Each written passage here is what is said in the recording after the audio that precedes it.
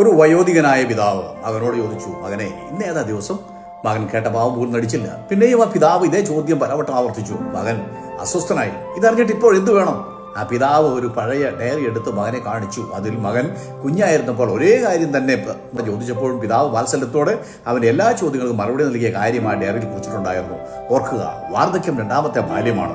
കുട്ടികളോട് നാം കാണിക്കുന്ന ക്ഷമയും സ്നേഹവും വയോജനങ്ങൾക്കും ആവശ്യമാണ്. ജൂൺ 15 ലോക വയോജന അതിക്രമ വിരുദ്ധ ദിനമാണ്. വയോജനങ്ങൾ നേരിടുന്ന ശാരീരിക, മാനസിക, സാമ്പത്തിക, സാമൂഹിക അതിക്രമങ്ങളെക്കുറിച്ച് സമൂഹത്തെ ബോധവൽക്കരിക്കാനുള്ള ദിനം. കുട്ടിക്കാലത്ത് മാതാപിതാക്കൾ മക്കളുടെ കൈപിടിച്ച് നടത്തുന്നു. ആ മാതാപിതാക്കൾക്ക് മക്കളുടെ കൈയിട്ടാൻ വേണം. ബൈബിൾ ഇങ്ങനെ പറയുന്നു, നരച്ചവന്റെ മുൻപാകെ എഴുന്നേൽക്കുകയും വൃദ്ധന്റെ മുഖം ബഹുമാനിക്കുകയും വേണം. ലേവ്യപുസ്തകം 19:32 വാക്യം, നീ നിനക്ക് നന്മയുണ്ടാകുവാനും നീ ദീർഘായുസ്സോടിപ്പാനും അപ്പനെയും അമ്മയും ബഹുമാനിക്കുക. അതായത് ലേഖനം 6-ാം അധ്യായം 2-3 വാക്യങ്ങളിൽ വളരെ വ്യക്തമായിട്ട് പറഞ്ഞിട്ടുണ്ട്. അതുകൊണ്ട് നമുക്ക് വയോജനങ്ങളെ ബഹുമാനിക്കാം, അവർക്ക് മാറാം. കർത്താവ് നമ്മളെ അനുഗ്രഹിക്കുമാറാകട്ടെ. നിങ്ങൾ ഈ സന്ദേശം ഫോളോ ചെയ്യുക, ഷെയർ ചെയ്യുക.